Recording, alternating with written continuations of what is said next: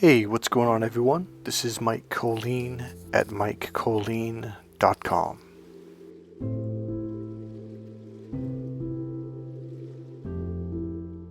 Okay, so there is a subject that has been coming up about narcissist abuse that I wanted to talk about.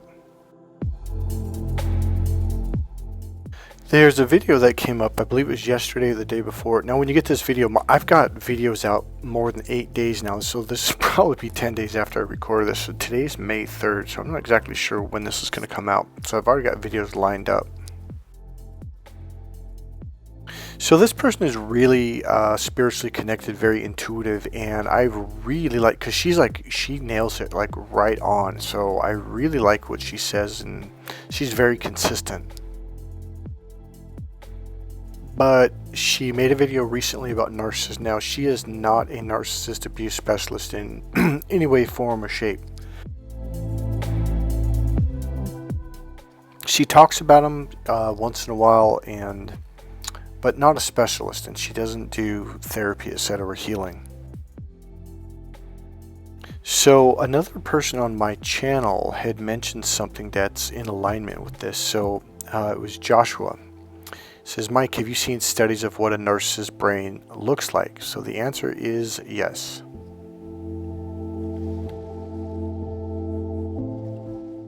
So this video is going to be a little bit different. Instead of me just talking off the top of my head from past experiences, research, and studies, etc., I'm actually going to bring some diagrams up. I'm going to read off from what other medical professionals, doctors, people with their master's degree, etc.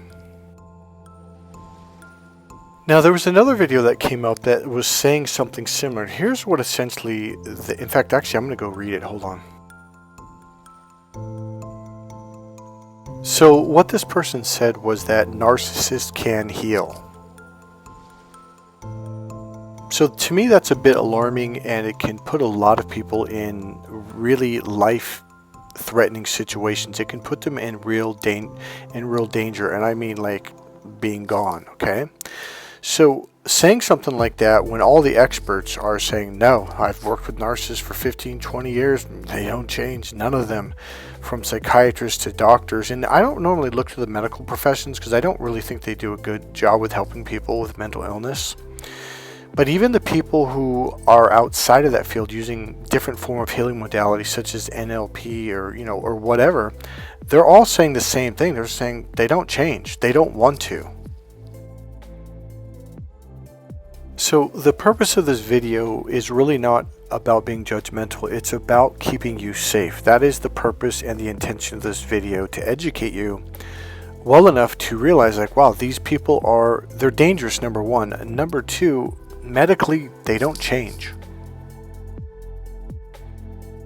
Now, being I guess you call the cowboy, the guy who's always kind of busting through the boundaries and limitations, I would like to believe that I'm going to be one of the first people to actually help them do that. And I believe if it's done, it's going to heal. I mean, it's going to have to be done on an energy healing and spiritual level. It's not going to be done through cognitive and behavioral psychology. That's just not going to do anything. So here's the way I look at everything. I'm not one of those people that is like, this is the way it is, that's it, done. No, I really believe in progress. I really believe we are constantly learning, constantly growing. We are breaking through barriers.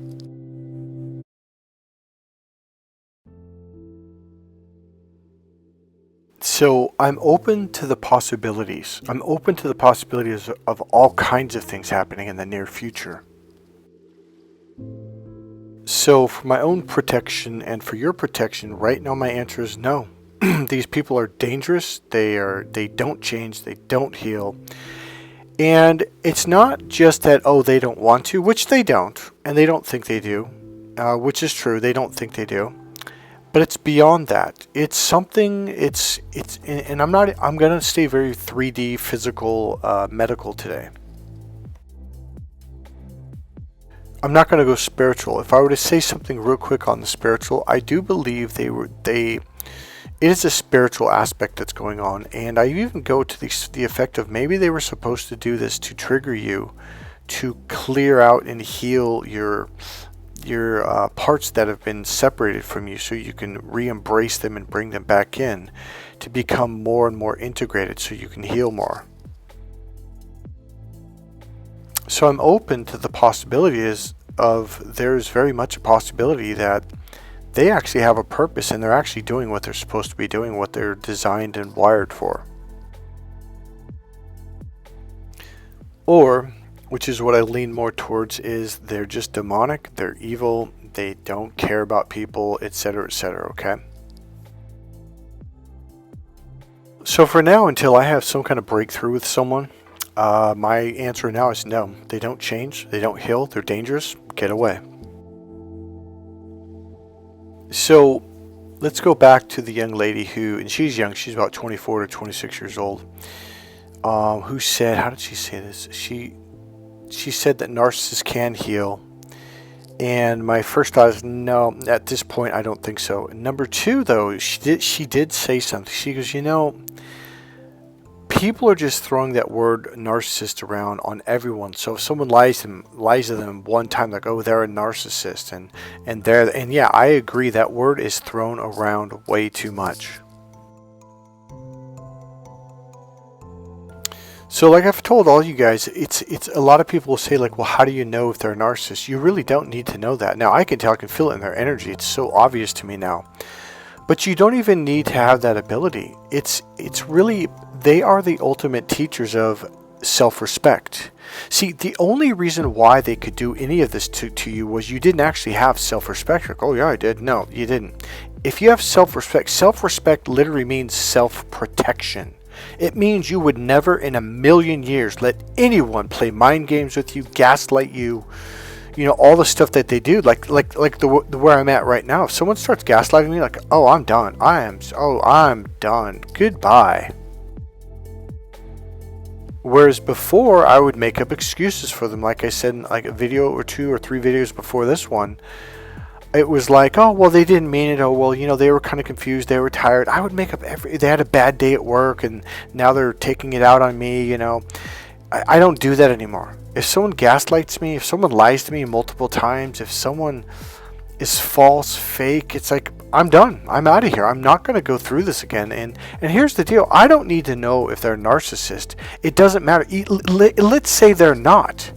If someone is playing mind games, if somebody's gaslighting you, if someone's lying to you consistently, if somebody is just being mean to you, it's like, yeah, I'm done. They could be your average, normal, everyday person. I'm not dealing with it. So that's my advice to you, is you don't need to stick around to figure out and analyze, let's scientifically analyze this. Are they a narcissist? Doesn't matter. Are they rude? Are they disrespectful? Is there something about them that creeps you out? Have they done, gaslighting and all these other things? If so, be done with them.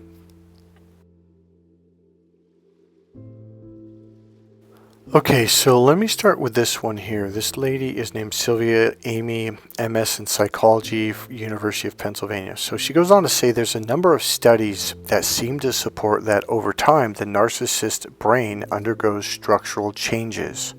These changes affect areas such as the frontal lobes, the amygdala, and the hippocampus. These regions of the human brain are associated with object relations, empathy, judgment, impulse control, and emotional regulation. Interestingly enough, there is ample research that demonstrates changes in the brains of victims of narcissist abuse.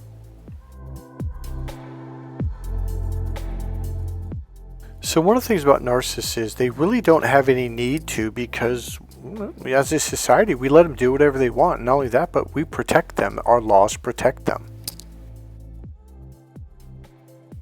So I can't remember that guy. He's really famous. He's a narcissist, and he's been doing this for a long time. Tall, skinny guy. I think he has like a Middle Eastern or European accent. I'm not really sure. And he travels around to universities and teaching, doctors about narcissist abuse, etc. He's really famous. I cannot think of his name right now. But he went to jail for 4 or 5 years. He got caught doing something, and he said that we know that they can change. But so far, the only time they change is when they're in the military or when they're in prison. Now, when I say change, I don't necessarily mean neurologically and all that stuff goes away. but they disciplined themselves. So he said, look, when I went to prison, I realized there's no way I could play these games in here because these guys are going to kill me. And he said, same thing in the military. Like, you're not going to be jerking these people around. When they figure out what you're doing, they're gonna kick your ass, and maybe worse. So can they control it? Yeah, but does it go away? No. And like he said, well, the minute they get out of prison, the minute they get out of the military, well, they go right back to the bullshit. Not only that, but even in the military, there's going to be places and spaces that are out, at the grocery store or whatever, where they're going to be messing with people. It's not like they completely stop. So when you, okay, how do I explain this? When you use your brain or your body in a very intense way, it begins to develop in that direction. For example, people who lift weights are like, there was this professional football player, the Cardinals, and he was on Arizona State's, I think they became Arizona Cardinals at this point. So I went to ASU, Arizona State University, and this guy was walking by, and he was pretty freaking buff. Now he's about my height, maybe an inch taller. I was like, man, that guy, even though he's short, like, that dude is tough. And his body was different. His legs, his hips, he was just built. And I'm looking at this guy. There was just something. And the guy goes, yeah, that's a professional running back for the Cardinals football team. I was like, oh, okay. So it made sense.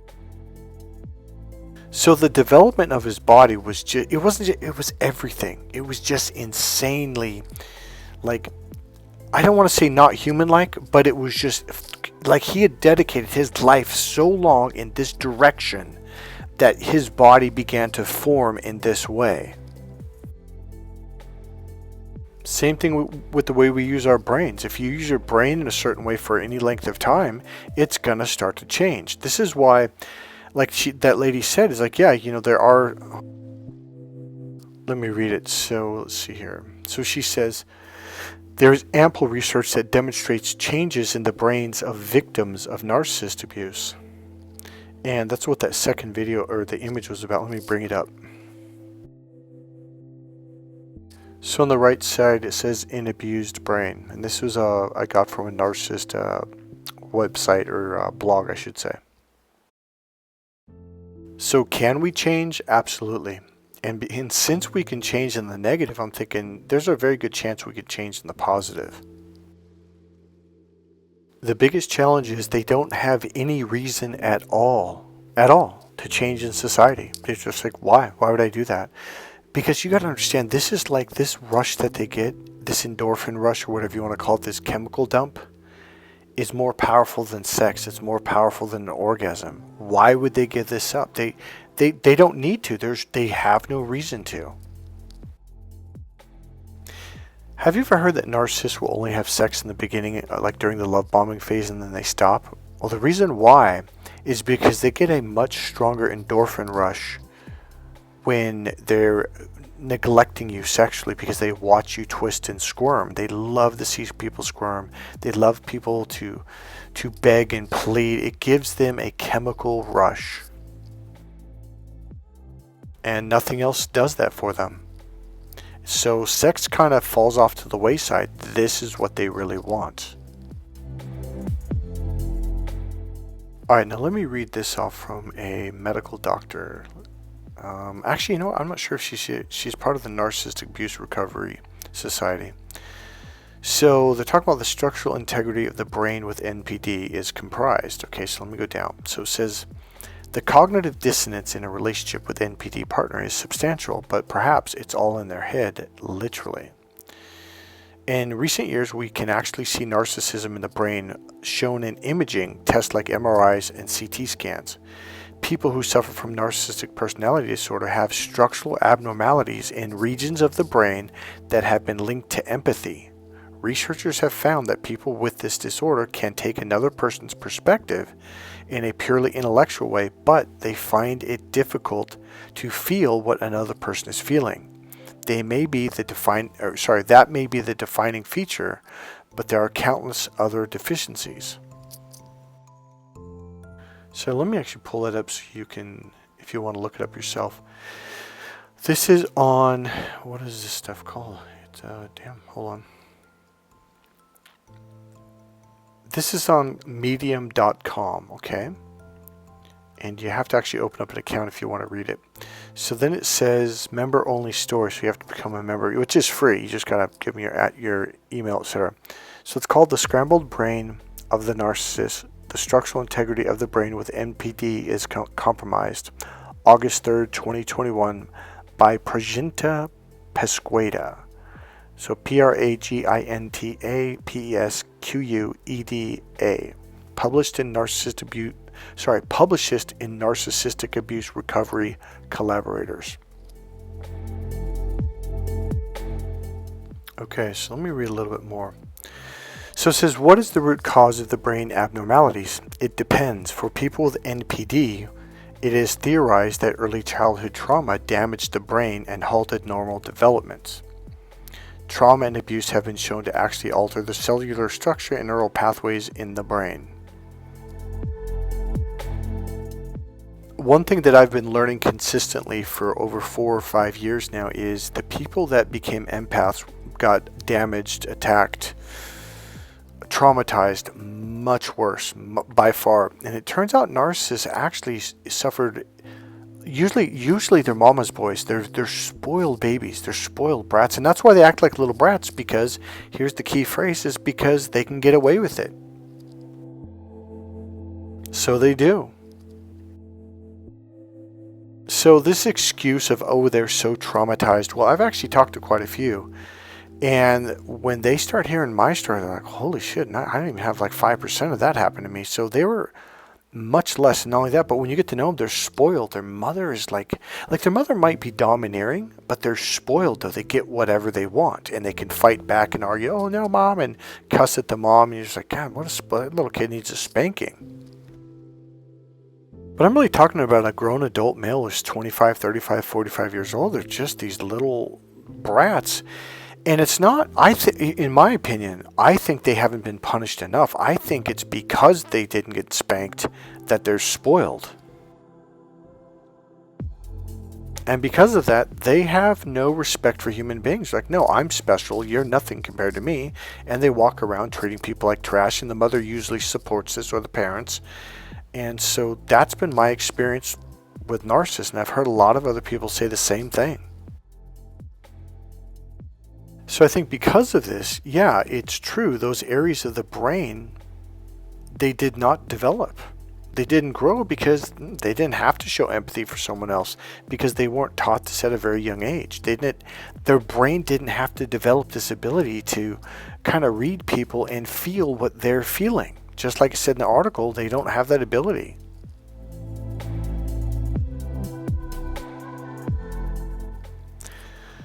So like the article says, it says researchers have found that people with this disorder can take another person's perspective in a purely intellectual way. But they find it difficult to feel what another person is feeling. The reason being is because they never had any reason to. So it's like a muscle that you never used, so it's small, it doesn't develop. And what's the most famous thing about a narcissist? They're lazy. They always take shortcuts. They don't like to do the hard work. They don't. So there's literally no incentive for them to develop, because let me tell you one thing, if they were to develop, it would take years and years. We're talking about a child who never developed certain areas of their brain. It's not like, oh, I'm going to do it in 3 weeks or 3 months. It's going to take years. We're talking possibly decades, at least 10 years or more. And this is it. And this is if it's possible. So let me skip forward a little bit here and read a little bit more. Okay, so let's go. So let's break down the different parts of the brain that are affected by this disorder.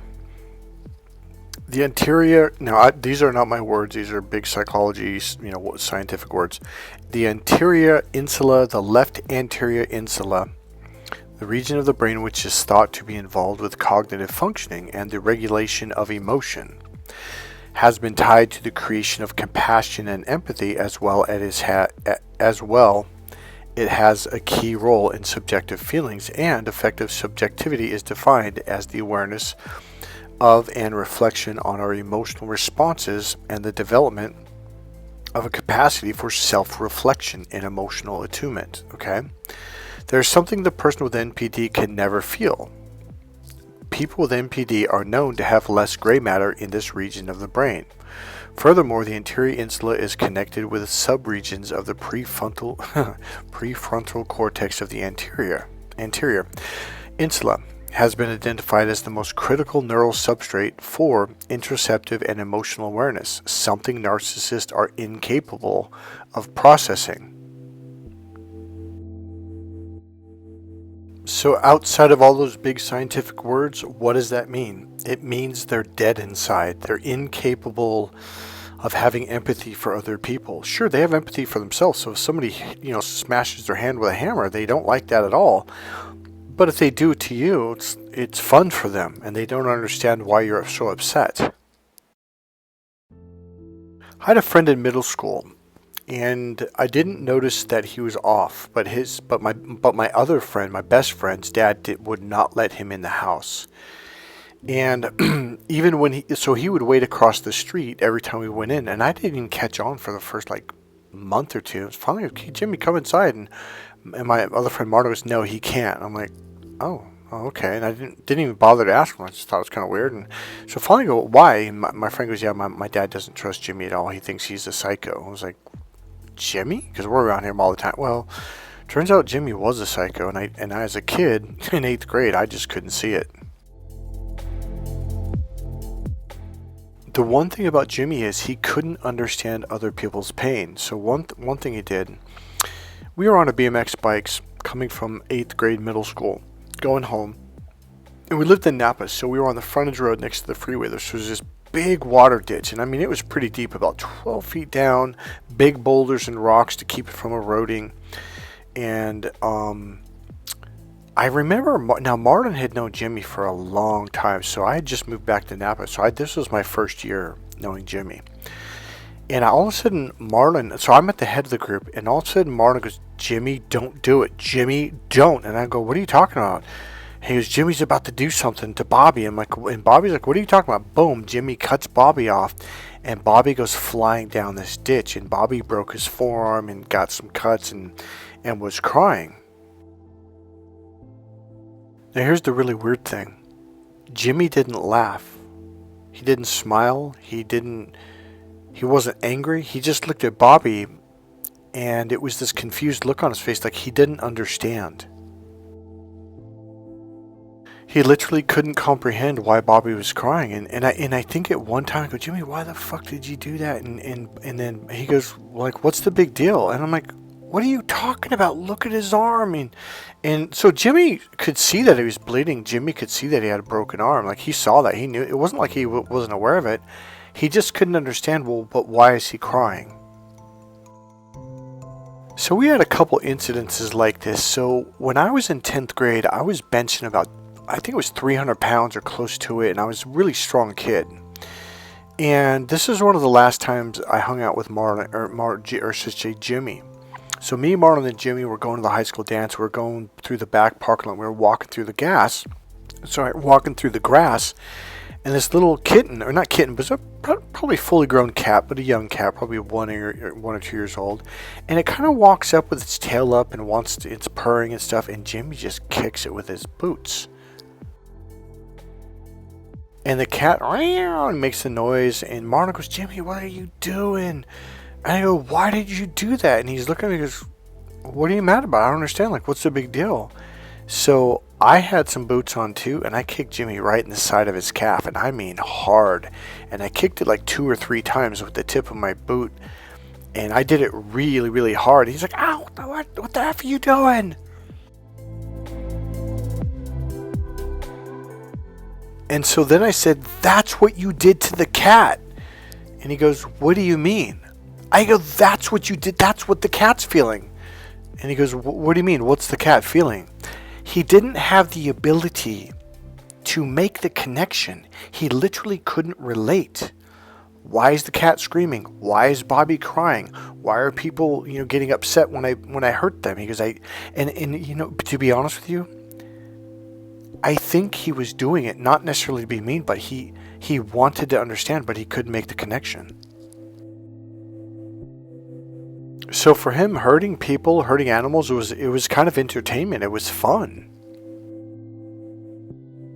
Because he was so dissociated from life, from other people, he couldn't make the connection. So the only kind of connection was when he would get a reaction out of them by hurting them or doing something messed up.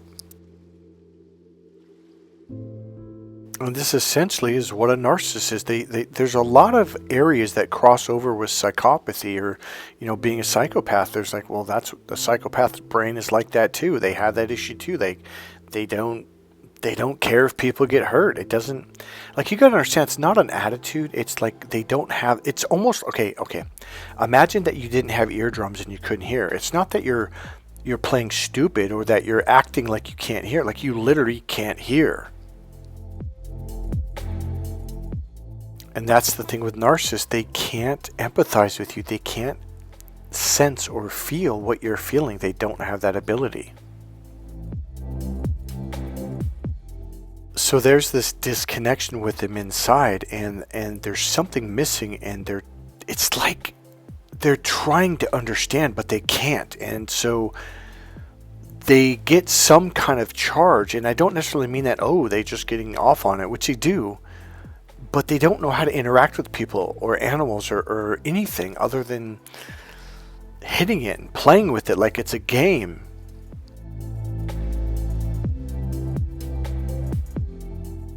Honestly, it's a lot like a cat or a wild, large cat. They're predators, and they're not designed to have empathy for their prey because otherwise they couldn't kill it. So to them, it's a fun game. They get really excited. So when a narcissist can make you squirm and worry and confused, and they put confusion and doubt, they watch how they affected you. And that's exactly like when a cat chases a mouse. They're not necessarily hungry. They're just like, it triggers this thing in their brain and they go after it. It's the chase, man. It's fun for that cat. It's exciting. It's the thrill of victory.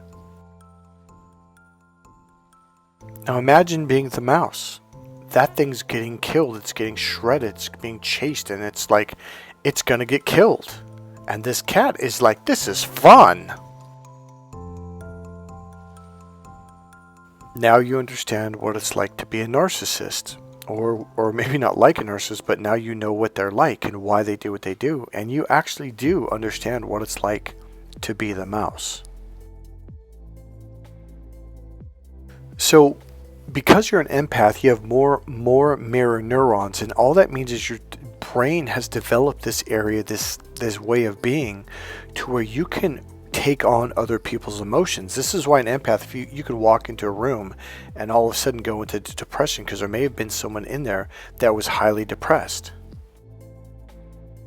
Or it could be excitement, it could be shame. Like all of a sudden, like if you're just like walking in the coffee and boom, you just feel shame. You're like, what's going on here? And you don't even know why.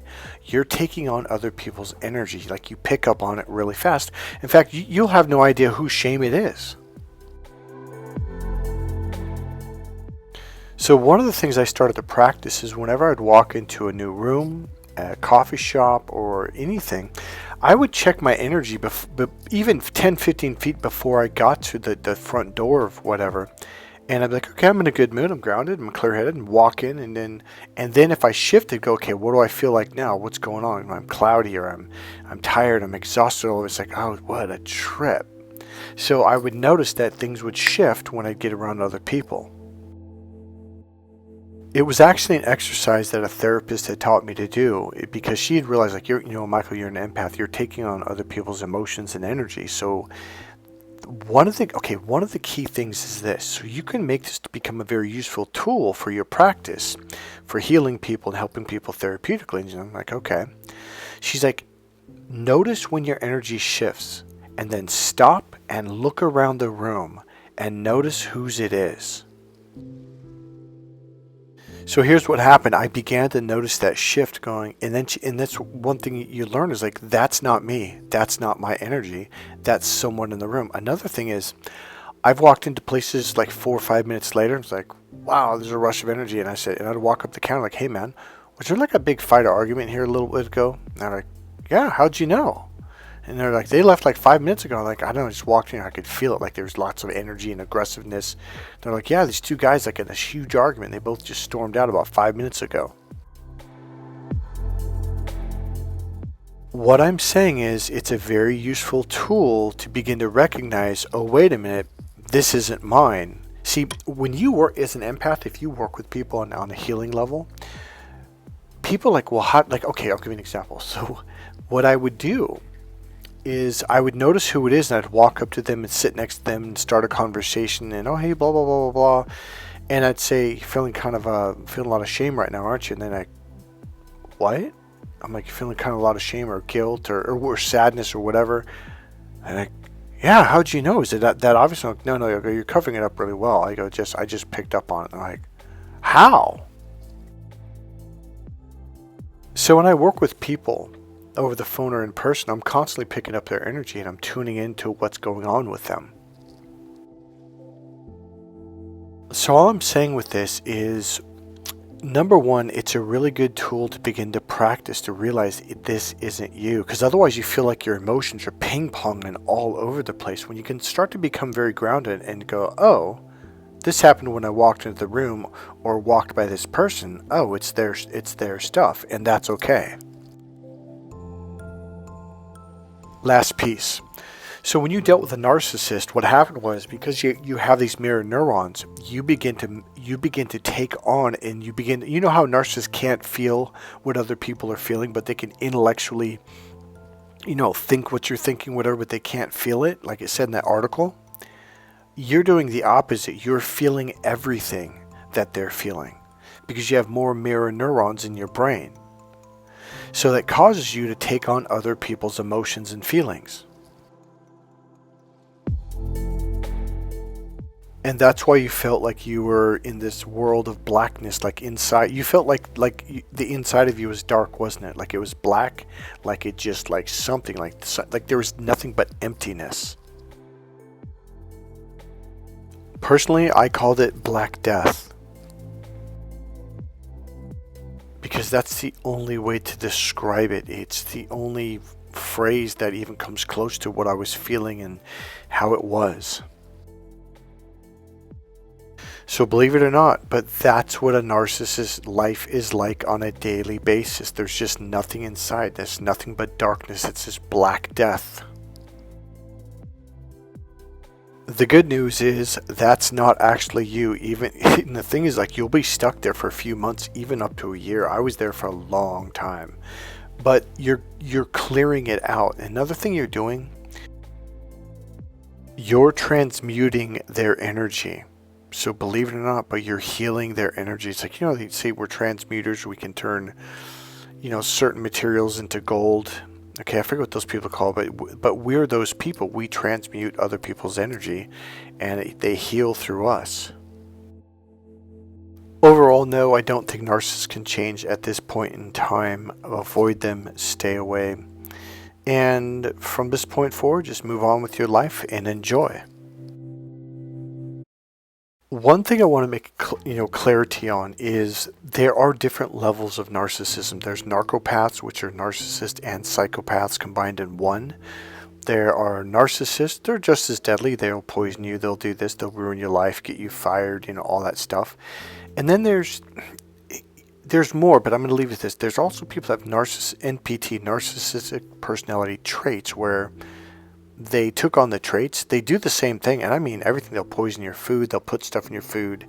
They do all the same things. They do all the techniques, so there's really no difference between an NPD and NPT because they're doing the same techniques and the same things. The theory or opinion is someone who's narcissistic personality traits, they're not actually a full-on narcissist. They just do the techniques because they were raised that way, or they got into a relationship and over a period of time they became that way. So my question is, so why aren't they going to therapy and changing? I had a friend say this to me. He's like, oh, well, this is when I was telling, like, hey, this is what happened to me, and I'm learning about narcissist abuse. And I was really fired up, and the second or third time I went back over to his house, he goes, well, you do know I'm a narcissist, right? I'm like, wait, what? He goes, well, I've got tested. I have NPT, narcissist personality traits, and I'm like, okay, and when did you do this? And so it was apparently a year or two before that. And I'm like, so what are you doing about it? And he goes, well, what do you mean? I'm like, what are you doing about it? Oh, you mean other than ripping people's hearts and souls out and destroying their lives and starting arguments with everyone I know? Not much. I mean, isn't that enough? So I'm sitting here going, well, shouldn't you be in therapy so you can learn not to do this stuff and learn how to handle situations better and be an adult and not a little child? They've done nothing. Not one book, not one step, not one therapy, nothing. Apparently they don't have a problem doing all this stuff to people. Apparently, it's part of their life. So here's the deal. That's a trick that narcissists will use. Oh, I'm not actually a narcissist. I have NPT. It's different. I have narcissistic personality traits. And then you're like, oh, okay, well that sounds good. And see, it's part of the narcissistic tactic. They know that empaths are kind of dumb in the sense that, oh, they were honest with me, therefore they're trustworthy. No, they're not. So let me squeeze a real quick thought in here. If there is anyone who could change, it possibly could be someone who has narcissistic personality traits.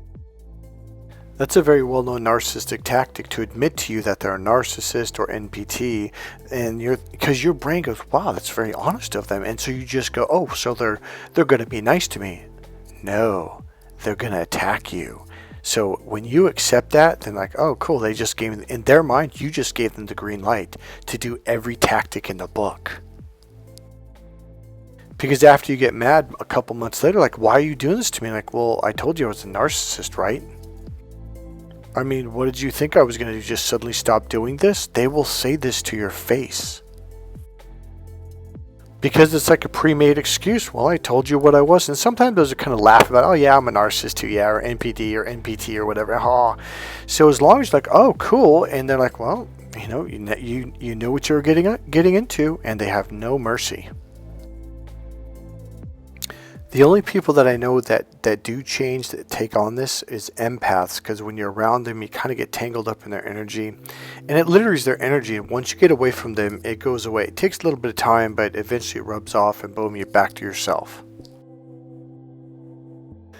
This is Mike Kollin at MikeKollin.com. Please click subscribe, click the like button, go ahead and make a comment, and if you want, go ahead and make a donation. There's a PayPal link right there in the description box below the video.